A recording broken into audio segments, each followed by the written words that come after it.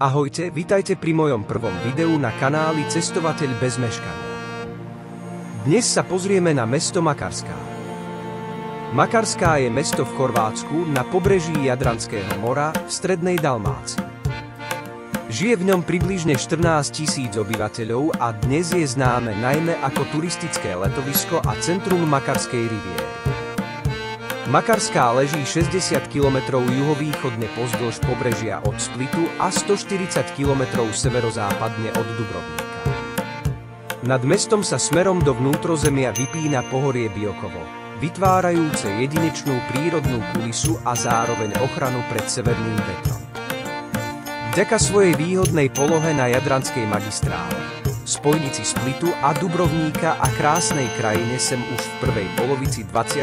storočia začali prichádzať turisti aj z vtedajšej ČSR, následne sa celej oblasti začalo hovoriť Makarská riviéra.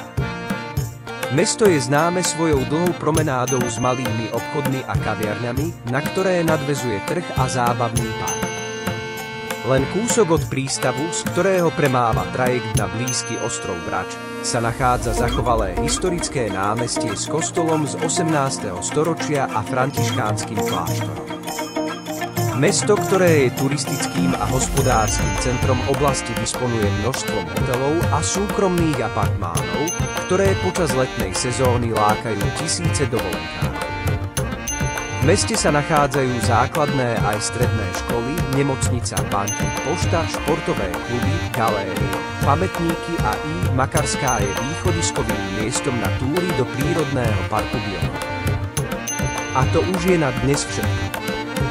Ak sa vám video páčilo, nezabudnite dať like, odber a vidíme sa u ďalšieho videa. Ahoj a nemeškaj.